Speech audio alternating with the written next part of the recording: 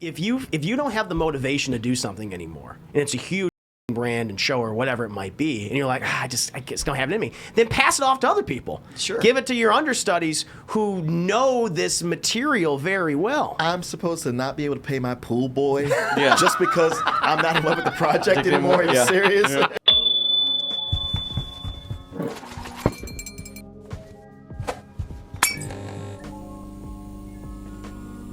Hey everyone, Double Toasted Live in Las Vegas is coming up very soon, October 8th.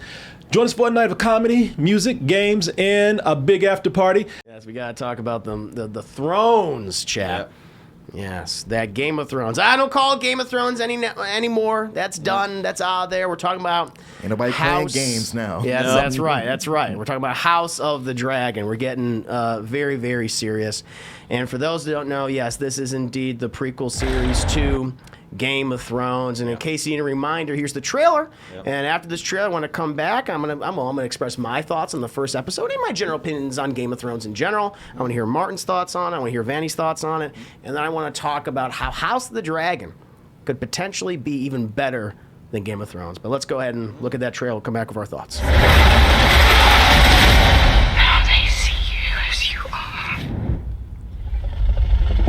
And we've had the first episode, and probably as we're speaking right now, the next one's about to come out in like 5 minutes. Episode 2.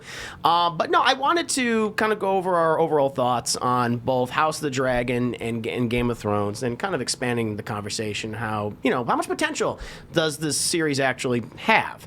For myself, I'll just say at the top, I was going in like I just wasn't excited. Game of Thrones, I think for like a lot of people, like for myself, I can only speak for myself. Like I was disappointed by that finale, and I was like, all right, you're gonna do more shows, sure, I get it, but I was like, all right, I'll check it out. I'll give it a chance. And I have to say, like that first episode, I thought was really solid. Establish, just the threat, the stakes. I think you have some cool characters. I like that it takes place nearly 200 years before the events of the original show. And so by the time we get to Game of Thrones, like all these people are dead. Yeah. And so it's like, all right, that's cool. It's fresh. And so I really liked it. It wasn't the biggest and the most amazing episode, but this is a nice, solid start. It's a good foundation, in my opinion. It is. Well, you ideally want this to remind you of Game of Thrones, but not feel directly like it goes into it. So, because it wants to have, hey, remember this stuff, but before you go like, well, I also kind of remember, like, hey, we're not doing that. We're our own thing. Don't worry about that. We got new people here, and not so many characters you have to keep in your head. I agree. No, it starts small. Yeah. And that's one of the positive things I want to actually talk about in a bit. But I thought it was good. And, my general impressions of Game of Thrones, and I want to pass it on to you, Martin, and you can continue to expand what you were saying. There's a lot of that show I really liked, and it was iconic television. There's some amazing pop cultures like zeitgeist moments, like the death of Ned Stark and the Red Wedding, of course. A lot of cool things. And I feel like there's more good than bad, but it ended extraordinarily poorly. Sure. It has one of the worst endings of any big drama TV series of all time, and that's affected it to a degree. But House of the Dragon looks like I don't know if it can redeem it, but it could at least lessen the blow. It could be a situation where, all right, we can move on from that, and there's still a lot more to appreciate about this world. But in any case, I just want to hear your opinions on potentially they are able to go, oh wow, that iceberg took out the Titanic. So let's keep an extra eye out for icebergs and make sure we miss those. So that's a good thing it's got going for it right now. I thought the episode was fine. It was if it's right now it's lacking a character that I'm behind, that I'm rooting for, because this whole society is not a pleasant one. No, in any capacity, it sucks. And our history or post history, however you say this, with the Targaryens has not been good. No. But at the same time, I think when Game of Thrones first came on, there's so many people who had read the books who were just like, oh man, this is so good. Right. And it took me about 3 episodes to actually get into it. Okay. The first 2 or 3 episodes, I was watching just because, well, everybody's watching it. I mean, it seems cool, this quasi-medieval fantasy and all, but I guess it wasn't until the the hound cut a horse in half, and I went, "What the right?" Yeah, sure. And it had my attention from that point on. Yeah. And everything I'd been watching just kind of came together. I had a renewed interest. So that easily can happen here. But yeah, right now, as far as like who's the good guy, who should I be rooting for? Sure. That has not made itself apparent. Other than was it Rhaenyra Targaryen? Yeah. You know, I mean that was an interesting thing to pull at the end. It's one where with the king, because you step into this world and it's always very brutal. Like we're having this joust go on. Where a joust is supposed to be fun. Yeah, you would think. I saw a Knight's Tale. We all thought that. Yeah. And they dance, right? That's what they do. It's a big festival and a low stakes contest. Right. And yet here they are killing each other. Sure. And nobody's saying nobody's going like yo guys. Right. Yeah. Is this peacetime? Yeah. And the hardest thing to watch is the queen, giving birth. Of course. Oh yeah. And the way they do a great setup with her and the king, and I'm forgetting his name. Varys. It's always there's a lot of he's the king of Westeros. Yeah, Varys or whatever. Yeah, Viserys. But it's but they have a great loving relationship. They do. And so here she is in childbirth, and things are going pear shaped. Literally. Yeah. To where they're like, listen, the baby's turned around and. You're gonna have to sacrifice her. Yeah. And him making that decision is like, well, he's all about having a son. Yeah. And like this cold bastard, he seemed like he loved her. But really, when you really stop and think about it, it wasn't that you got to pick one. It was she's gonna die one way or the other. Yes, that's true. Yeah. There is it's like this is a breech baby, and they don't have the tools and C-section. That's it. So the fact that he has to try to make the best of a bad situation that only gets worse after that. And it did make me very sympathetic towards him. Yeah, no, I agree with you. That was definitely one of the hardest to watch moments in the show, but it was also the one that was like, oh wow, okay, we're getting right into just how graphic and brutal this world can be, but also show the sensitive side. Because I agree with you. In that moment, he was given that the worst situation for a father to be in and a husband to be in, where it's like, listen, she's dead no matter what. Yeah. And you can either have them both die or save the baby. And, plays out how it does. And it's like even more tragic, especially when we realize like what's happening. But it made me care for the characters in that scenario. And I was like, this is really good. Where maybe in the original Game of Thrones pilot, because I'm like, I like that pilot. It's like, this is good. This is good. I like it. But then at the very end of the episode, the thing that kept me watching, I think a lot of people watching, when you had the brother of the queen, screwing her up the ass, and then he pushes a kid out the window. Oh, I know. I'm like, whoa, what? I want to see what happens to this. What happens to them? No, you're right. They're going to pay for that, I'm sure, in the next episode. And then it goes on like it does. 7 years later. It's all right. Nothing. Yeah, I forgive you. But no, I mean, so this episode, I feel like it laid a foundation. We seem to be like we're solid. Yeah. But Vanny, yourself, sir, what did you think of this first episode and your general just impressions on Game of Thrones in its entirety?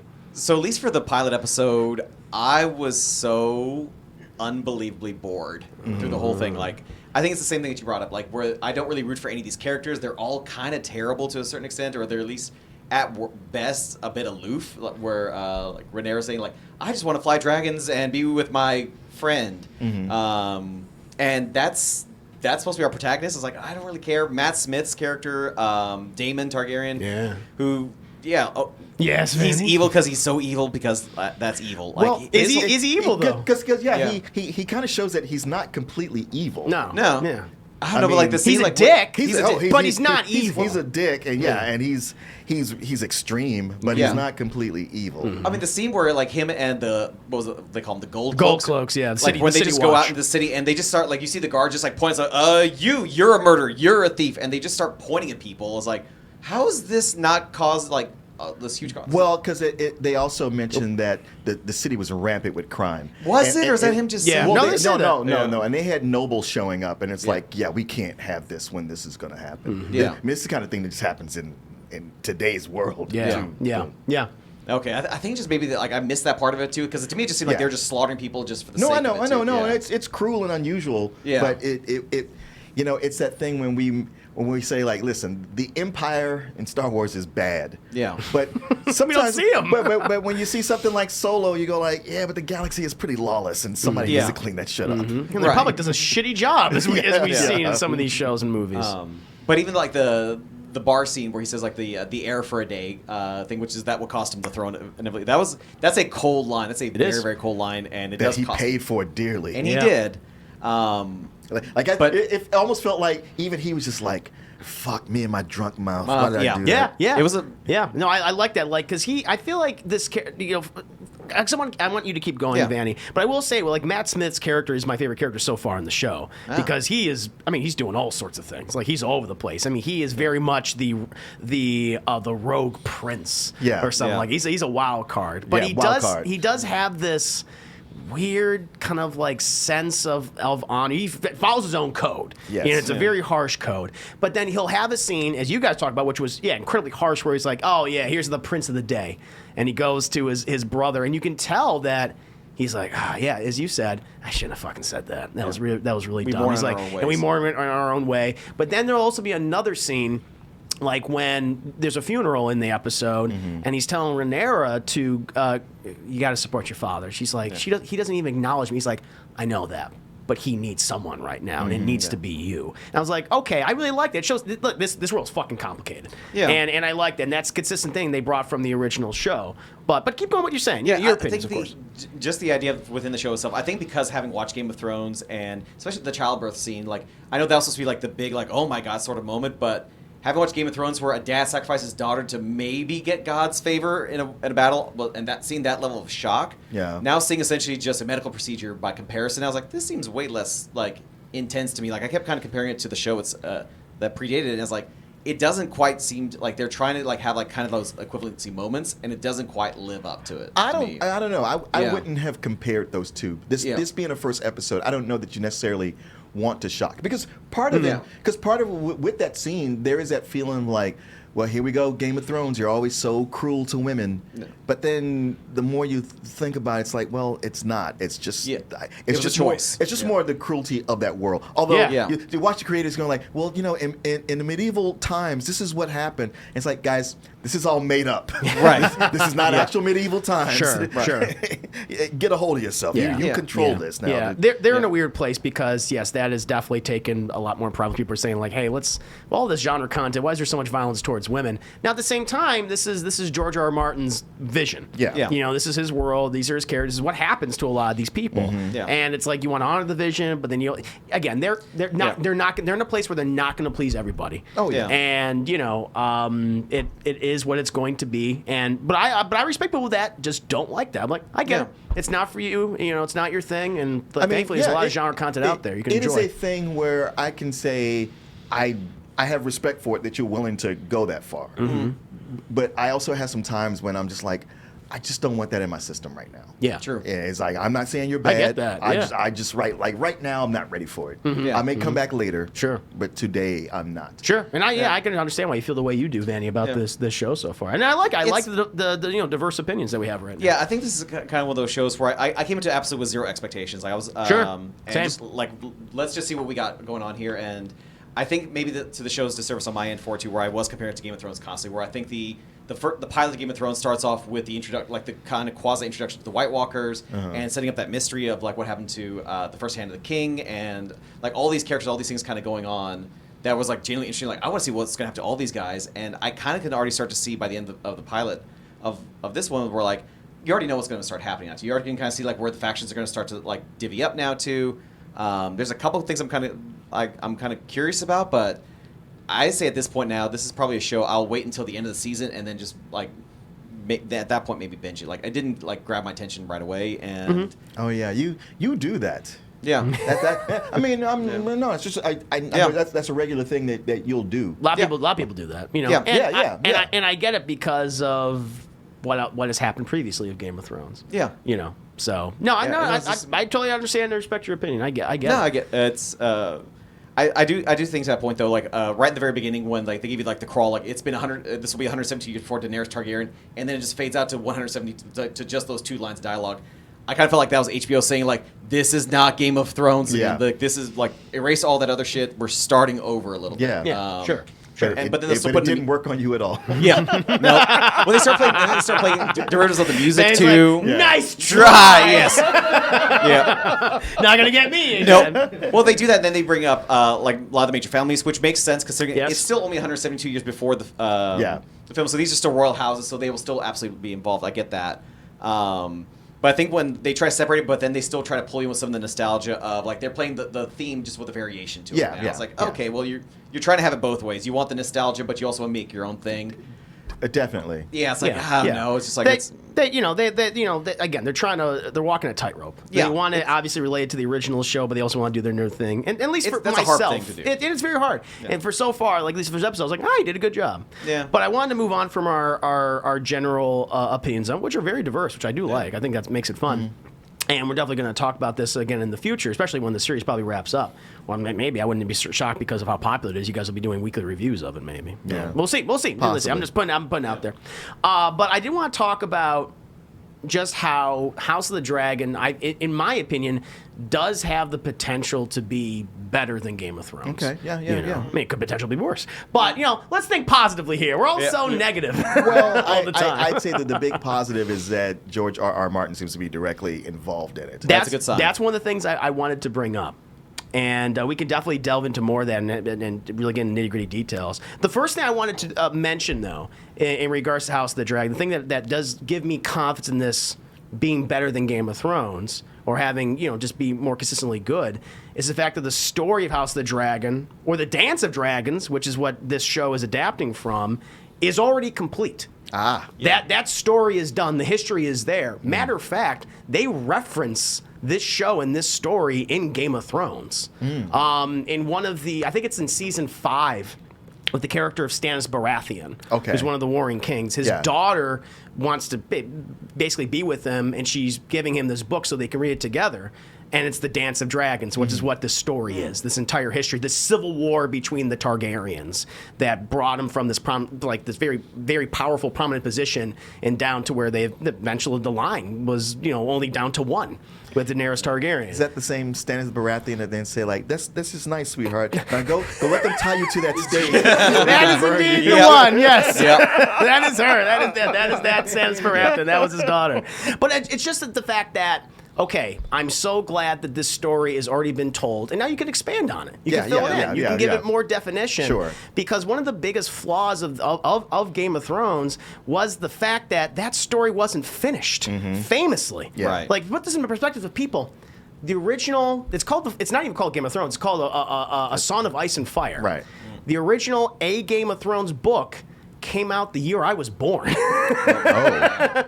1991. Oof. That's how long this has been going on for. Can we just say he's never going to finish He's this? not. He said it. Yeah, he's like he even said, "It's not going to happen." And I'm not. We'll talk about that in a bit. He's a very large man. He's a very old man, but he has understudies and things. But that just goes to show you, like, okay, the fact that you just didn't have a completed map, they didn't know this mapped out. Yeah. That's why we got seasons 7 and 8, and where they felt rushed. There's more to that as well, but that was one of the big reasons why I feel like Game of Thrones failed in the end. But with this show, the fact that you already have a plan, they even said the season, we might do definitely 3 seasons, maybe 4 seasons, but we know how this is all going to play out. Okay. And I'm like, that's really cool. And that's a very, very good sign, in my opinion. And another thing that you brought up, Martin, it's kind of the second point. I have 5 points I want to make, but the second point, as Martin brought up before, was that George R.R. Martin is heavily involved in this series. Ooh, that photo. And listen, come on, don't body shame the man. He can't help that he looks like evil Santa Claus. All right, that's what he is. Instead of presents, he has severed heads. That's if Walter Matthau was still alive. No, he's a good guy. He's a good guy. But the thing that I like about having George R. Martin, what he even said, he's like, they left me out of the last 2 seasons. Oh. They didn't consult him. Oh, really? Yeah, they really didn't consult him at all. Yeah, he was Because they're done. probably just like, we just want to get this done. No, that's what it was, and that's another point Because I'm they going to got make. Star Wars, Yeah, that's the thing.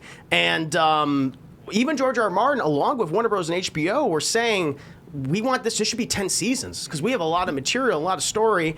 And, we had some other people that were saying, no, we're done. We're wrapping this shit up. We want to move on to other things. Right. But the fact that George R. R. Martin has said that, oh, no, I'm a very involved producer on this. I'm a consultant on this. Like I feel like because it's his thing, when you're a creator of this amazing product people love, and then it ends disappointingly, that's gonna fucking affect you. Of course, that's gonna get you in your head, and you're gonna feel bad. And so he's like, well, I want to make sure that this next thing is even better than that. And so the fact that he is avidly saying, which is like, yeah, sure, he wants to say that because he wants to promote the material, he wants to promote the show. I get it, but I do get the sense that he wants to say, like, no, this time I'm really involved with this because he knows like this history, and he's developed it for decades at this point. Sure. Well, like Cargill learned that you turn down a producer credit and then you don't have a say in what goes on in your movie. Yeah, it's right. true. So that's true. Anytime that's offered, you say yes. Yeah, and he's getting that like full producer credit, and so I think that's a really good thing. The other side of it, and we've already kind of hinted at it.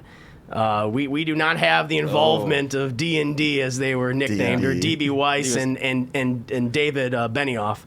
Yeah. The new showrunners of this and directors and writers of this show are actually, two Game of Thrones alums. They're Miguel Sapochnik and Ryan Condal, who did some of the best episodes of the original series, like the Battle of Blackwater, Battle of the Bastards, like all those big ones, or the Red Wedding, the Reigns of Castamere. But it's so crazy, like when you think about these two guys, where they were the toast of the town. Everyone's I can't wait to see what they're going to do next season, their next project, and now they're fucking pariahs. And the thing is, though, they have only to blame. The only people they have to blame is themselves. Well, they brought on themselves. So what happened with? Because I know they were rushing this so they could do Star Wars. What happened with that? They lost it because of it. It all went away. All because they blew it on the ending. Well, maybe you can even see. You can argue the last two seasons, but especially that ending. Yeah. That's what I mean. It was last 2 seasons. Where they had that trilogy, but because it was so negatively received, and they were getting so much vitriol and pushback. Kathleen Kennedy looks at him and went, no, thank you. Right. And then they had that other HBO show that they wanted to pitch, which was the Confederacy had won. Yeah. Everybody's like, are you fucking serious? Yeah. Nobody wants to watch that. Even the Confederacy doesn't want to watch that. Right. And now, they have one of them is working on. I think David Benioff, who is the guy on the right. He's working on some Netflix. And they have like a Netflix deal, but that again has been so quiet since 2019. Like we have no idea, and because they spurned so many people. They did, but the fact that they said they have no creative involvement, no consulting, they didn't get a phone call, they didn't get a note, nothing with them. So I think that's probably a good sign. Because you don't need that. I remember they famously did an interview during the Game of Thrones season 8, like behind the scenes stuff, and like they were talking about how they sort of forgot their own lore in the TV shows, and that's why everything felt so rushed. They're like, we just sort of we forgot about the Iron Fleet, the Iron Fleet, that huge thing. Oh, seriously? There's we forgot about this, or they started doing. They did like a really fatal flaw, which was they started going on to the Reddit pages, and people were starting to predict how the show was going to be playing out. They would then freak out and then start doing the changes then. And that's even something that George R. R. Martin was like, this is a terrible idea. Oh, boy. Like, just because they got it right doesn't mean... you should change it. Yeah, that was like why... The Battle of Winterfell ended the way it did, where it wasn't Jon Snow versus the Night King. That was a huge mistake. All that stuff is because that was all predicted and sort of forecasted, and they wanted to subvert expectations, and that absolutely just infuriated everybody. Another thing I want to say, and very good points, Manny, because that does display just like their complete lack of interest in it. Right. Over like in the end.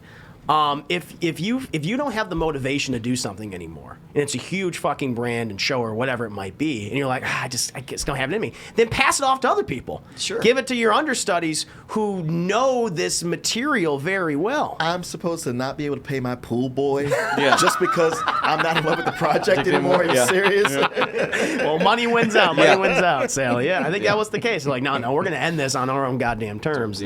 And look what happened. Right. All that opportunity that they had. Listen, they got more money than God. They have more money than anyone else. Well, but still, the thing was the show felt unique, And in those last 2 seasons, it just felt like so much of TV that we've seen already. It had those same beats. Yep. And and the same last minute saves. And it's like, that's never what this was. Right. And it's like, if it was just going to be this, I could have watched something on the CW. One of those Game of Thrones knockoffs that was on another network. Sure. Yeah. Yeah, no, it's sad that it ended up that way because they had a lot of potential. And you look at the season 1 where when Shami gets decapitated, that was like supposed to be the big warning of nobody is safe in this show. Right, and then right. again, you fast forward to the final season where the Battle of Winterfell, nobody of important dies. It's like, good point. Like they all had plot armor Yeah. going forward, and they all like people who were known for their intelligence, like Peter Dinklage, all of a sudden became very stupid. Yeah. It was just. Things just happen out of the sake of convenience, and they just it just was bad. wanted to end it. They wanted to end it, and even stuff that I could have conceivably like what happened. Like Daenerys went crazy. It's like I could buy that because you're kind of setting that up in the other seasons, but then it just happened way too so fast. quickly, yeah. And that's the thing. Where if we got more seasons and we see that downfall, then like okay, I can get on board with it. But at that point, the way you showed it to me. Showed it to us, it doesn't work. It's a weird thing because when they talk about this being medieval, something that gets played on is that these marriages and all that happen, they are for political reasons. Correct. It is to unite kingdoms, and this is to unite the kingdom because if we don't, or I don't pick an heir, then we're going to get invaded. Like this leaves an opening. So I thought it was weird at the point when Jon Snow goes like, "Oh wait, Daenerys is my cousin." Yeah. And he's like, well, I can't fuck you now. You're my cousin. It's like, I was screaming at the TV. I'm like, dude, what are you doing? Everyone's fucking each other's cousin. That's as common. And everything's going to work out if you and her unite. And somehow you're like, I can't be in love now. Like, oh my God. And thousands of people die because of it. Honestly, that movie Brave, that drives me nuts in that. Because that whole, like, I can't marry any of these guys because I'm not in love with them. It's like, this isn't about love. This is about you uniting the kingdom to keep it strong. Otherwise, everybody's going to invade us and take all our shit. We're all going to die. Your brothers and sisters, your mother and myself are going to die. Yeah. I mean, it's not but you go PC. fall in love. It's not politically correct, but that's not the world. Stop. People like to attribute modern abilities to some of this stuff. And that's like, that doesn't work. It doesn't work and it falls apart.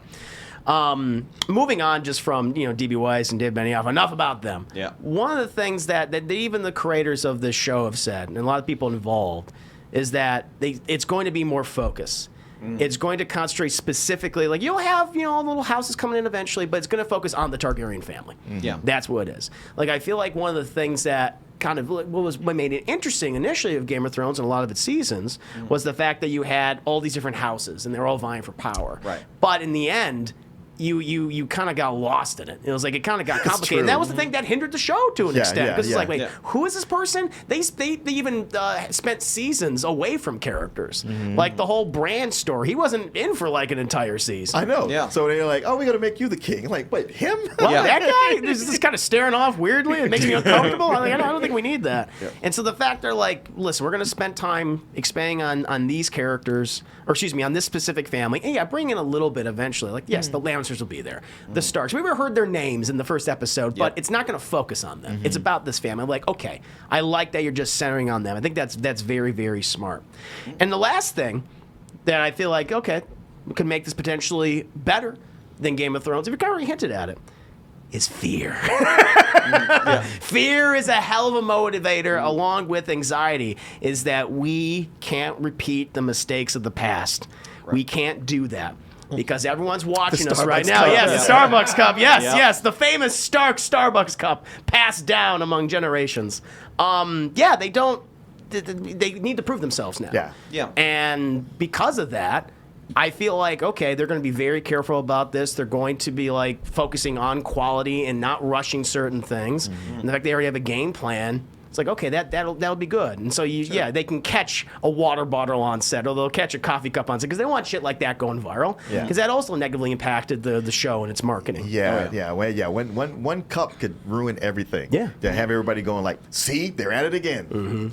Not getting me this time. And so I feel like House of the Dragon, its future is looking very positively. I feel like it and a lot of these other projects. The thing is, it's not just House of the Dragon. They want to do a Jon Snow show.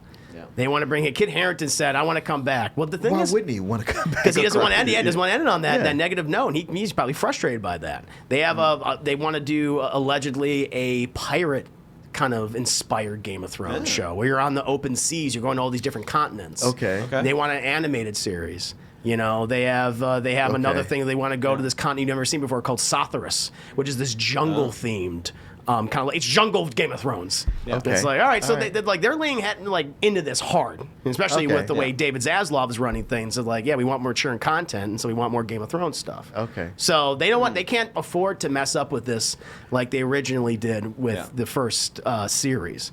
And so, yeah, I feel like it's looking like it could be very, very good. It might not be. Yeah. Could fuck it up, you know, by the end of this entire season. You'd be like, it's even worse. But Ed the Sheeran comes potential back. is there. The potential is there. So, I just want to talk about that and get everyone's general impressions on Game of Thrones. Is there anything that, kind of ending this, is there anything that you are looking forward to in this show with the property of Game of Thrones in general? Or like, I don't know. I can't really say that I am. Yeah.